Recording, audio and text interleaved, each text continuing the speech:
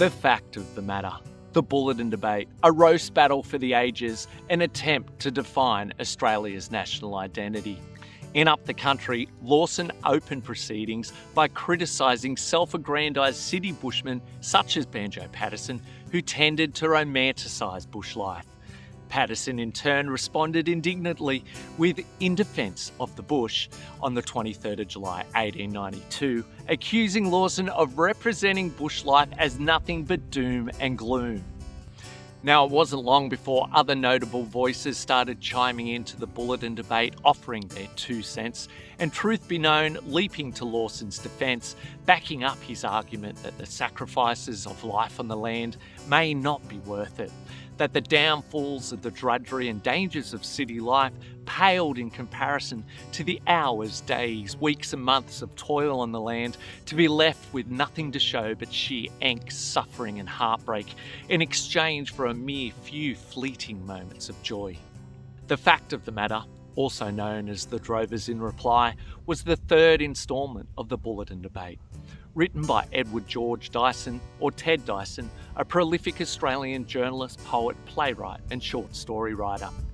Although known as a freelance writer, he was also considered part of the Bulletin Writer Group.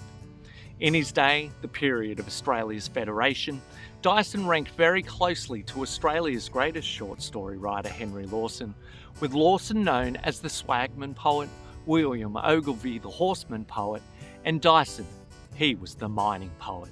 Growing up in Ballarat, Victoria from an early age, Edward Dyson worked the goldfields and on the land before relocating to Melbourne.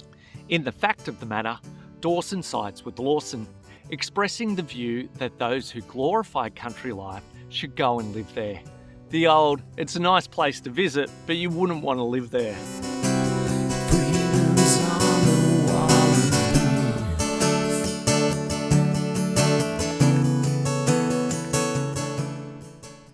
The Fact of the Matter by Edward Dyson.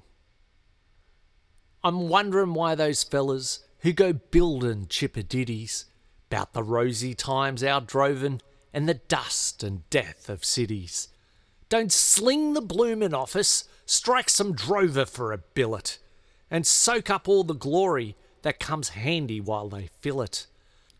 Perhaps it's fun to travel cattle or to picnic with merinos, but the drover don't catch on, sir, not much high-class rapture he knows.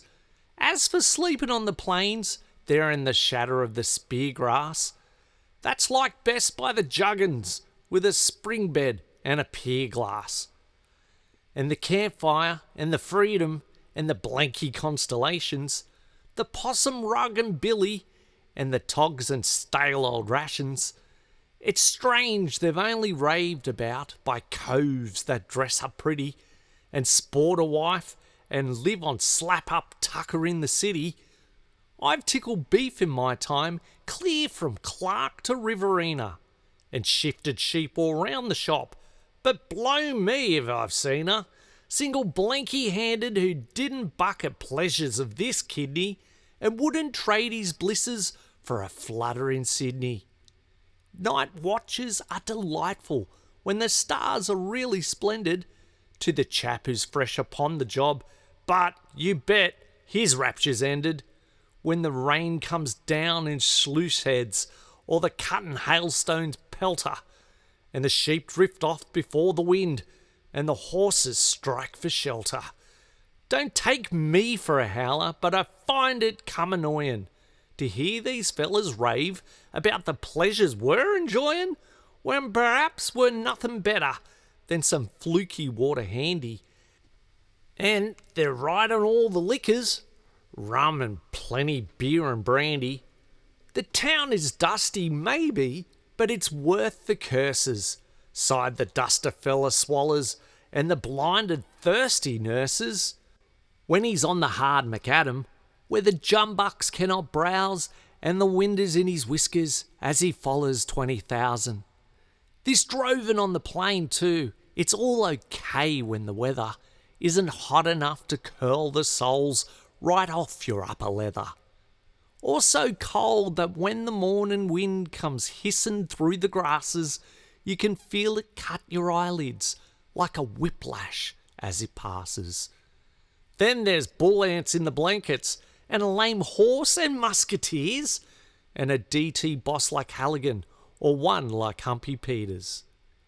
Who is mean about the tucker, and can curse from start to sundown, and can fight like 50 devils, and whose growlers never run down? Yes, I wonder why the fellas who go buildin' chipperditties about the rosy times out drovin' and the dust and death of cities don't sling the bloomin' office, strike old Peters for a billet, and soak up all the glory that comes handy while they fill it. Understand that